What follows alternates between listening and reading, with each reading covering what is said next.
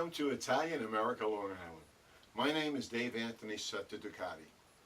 Today I have a very special guest with me, Mr. Michael Giordano. Mike is a fabulous musician, very talented, a wonderful piano player, an accomplished guitarist, and a very good singer. He has performed all over the tri-state area and has even played with the legendary guitarist, Mr. Les Paul. In addition to all these musical accomplishments, Mike is one of the foremost performers of Italian-style accordion on Long Island. He's got a vast repertoire of Italian and Neapolitan music, and I'm so glad to have Mike in my Italian band named Quartetto Ducati. Well, Mike, thanks for coming out today. Why don't you tell me a little bit how you got started playing accordion? When I was 5 years old, I used to watch my father playing the accordion. I said, "Dad, that looks really neat. You got to show me that." So, between the ages of 5 and 6, he taught me. And at the age of 6, he said, "You know, you're getting really good. Let me get you some real teachers." So, from 6 to about 15, I had a really fantastic teacher. And then he left. And then I found his teacher, which was a little old tiny Italian lady named Addie Siri. Her and her husband, Mindy Siri, had written some Italian accordion lesson technique books, and I found her and studied with her for many years. And then after 20 years of playing the accordion, nobody wanted to hear it anymore, nobody wanted to see it anymore. I said, I have to be a piano player now, so I practiced a lot and became a piano player. And then 1 year after starting the piano, I started the guitar. So now I can do the 3 instruments, and when I work with the Quartetto Ducati, it makes me feel like I'm a little kid back in Uncle Sal's yard with the relatives, and get the accordions out of the old trunk of the car and sit down and play music, and the relatives would clap and applause. What a wonderful memory, what a wonderful memory. Oh yeah. And now, I understand that your grandfather also played the accordion? Grandfather played the little concertina like, Papa used to play on the cartoons. And I have a picture right here of my father when he was 13 playing in front of my grandfather. Mm-hmm. And that particular accordion, actually, 6 years ago, I donated it to the United States Marine Corps Museum down in Quantico, Virginia. Because during World War II, when he was on a Navy destroyer, there was no ability to listen to music on radios because Tokyo Rose at the time was intercepting all the radio receptions. So he was the music on the ship, and I have a picture of him playing it on the ship with his fellow Marine buddies. And I went down to the museum. I corresponded to them with emails, and I have it presented with a picture, and his instrument is in the Marines Museum. For any of the survivors there, when they come and they see the picture, they'll be like, "Oh, yeah, there's my friend Pete who used to play on the ship." So that was my father and grandpa, and this is the accordion. And here's some early pictures. I think I was about 11 years old in this picture, me and my father playing together at a relative's backyard party. And this is from 8 years old, or 11 years old, and I was 18 years old. They got a little taller. A little bit, huh? A little bit taller, and my father and I playing together. And then as soon as I got my driver's license from 18 on, I started playing in bands. And the road calls me every weekend. I play with this band or that band or solo recording parties. And it's an honor to play the instrument that I was shown by my father, and makes me remember the good old days. That's great. And because of you, I'm a star on Long Island. Oh, well, thank you very much. But so you've been playing accordion continuously from your childhood up to the present moment? For 54 years now. Wow. So what have been some of the highlights of your musical career? Back in 1982, I had just begun to be a serious piano player, and I auditioned and I was accepted to tour with Billy Joel. But the schedules didn't work out in my favor. They didn't need me, but it was flattering to know that the year before I was a full-time accordion player, and that year I became a piano player. And they thought I was good enough to go tour with the Billy Joel band.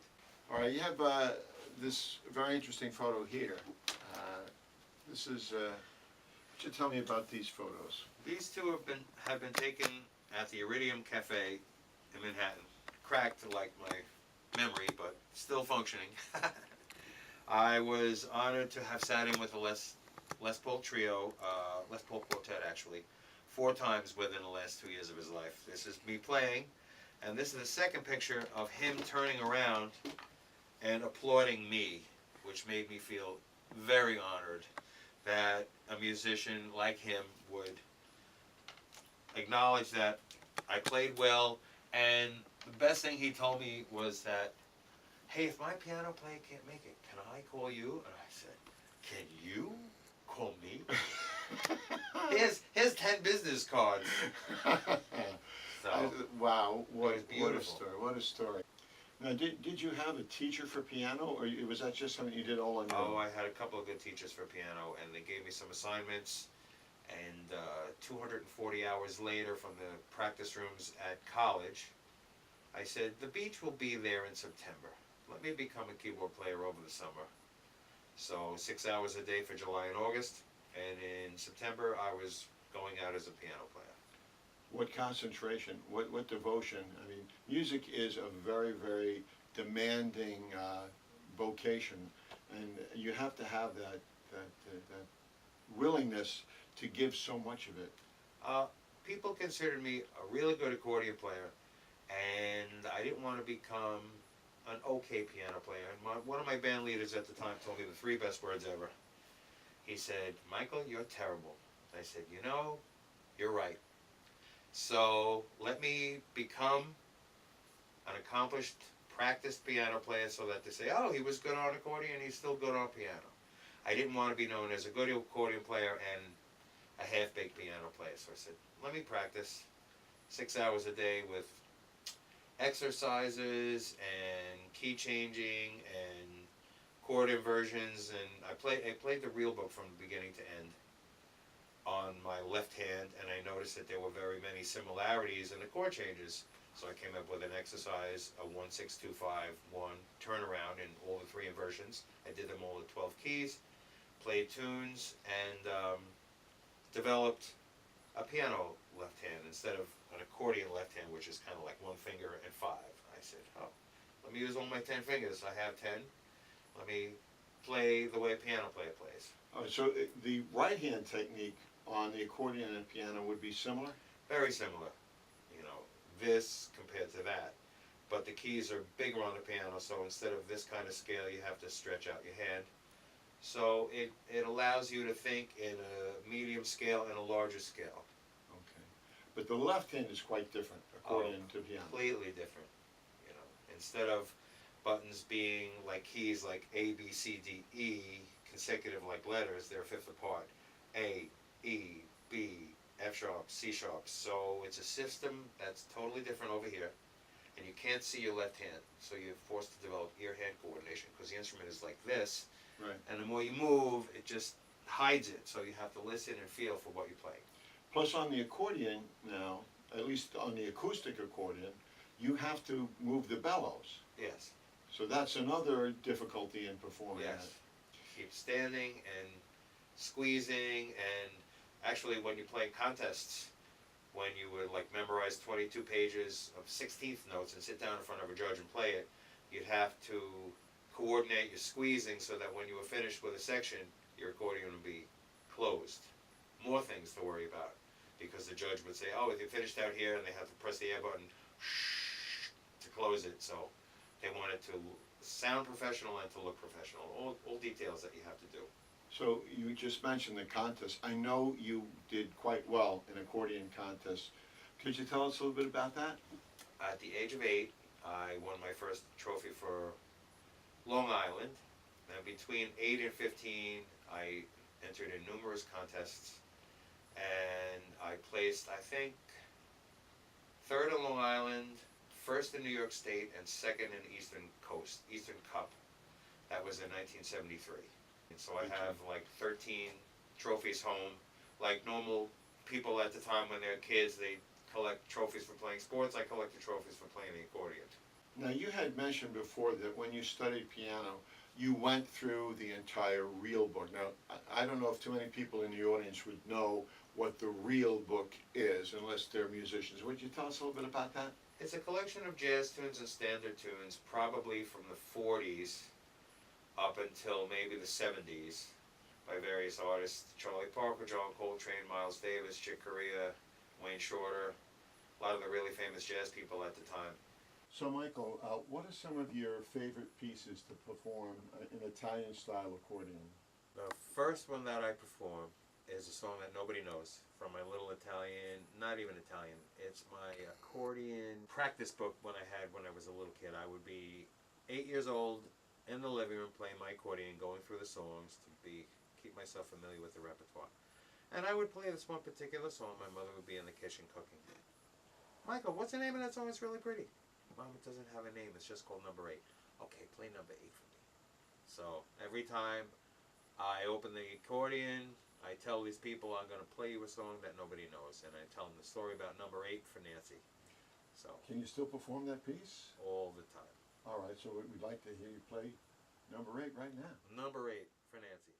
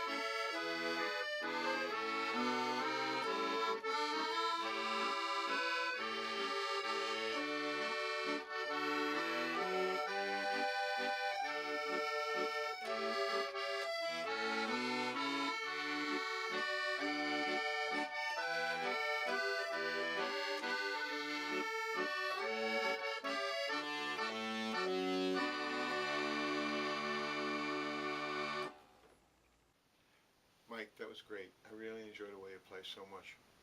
So Mike, I understand you're a full-time musician. Correct. And what are some of the challenges of being a full-time musician on Long Island? You have to compete with a lot of people who have become DJs. A lot of people want to hear the exact recording the way they remember it, and sometimes a band can't reproduce that. So I have to find the people who want the authentic sound of the accordion, or they want classy jazz piano standards in their house. And they say, go play the piano. And I say, okay, fine. So I come in with a suit on, and I entertain them. How do you fill up your time during the week? A lot of the times during the week I play for a lot of people in rehabilitation places. They show their exuberance by, they say, you made me remember all the people that were alive when I used to be able to dance and talk and walk and socialize with my friends in World War II and Frank Sinatra and Dean Martin. So that gives me a nice warm feeling inside. And it's very therapeutic. Yeah, for they people too. remember that. They say, oh, reminds me of the time I used to be able to dance. Yeah. People are now in wheelchairs. Now, what's another one of your favorite pieces for the accordion?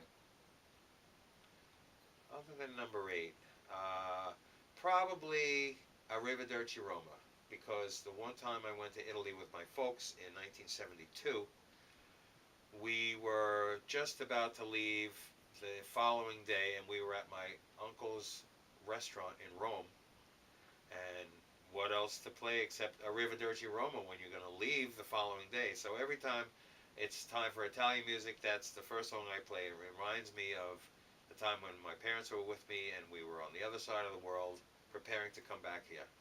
So let's hear a little bit of Arrivederci Roma with Mike on the accordion.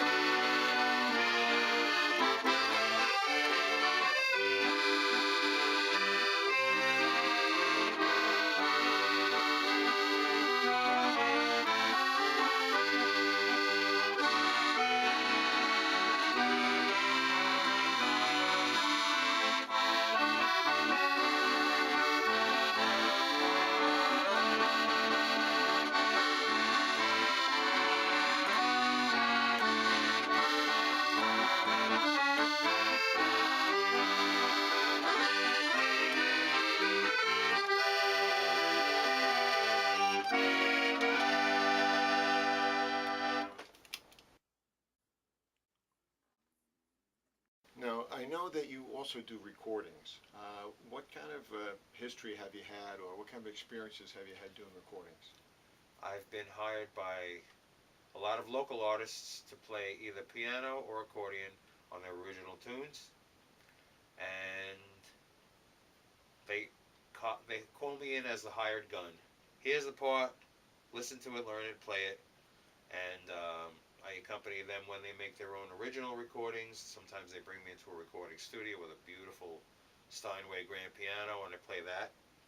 Or they come in because they've written a song that just requires the sound of an accordion and they say, oh, I just had the inspiration that I need to have an accordion play this section over here, and I become part of their original music too.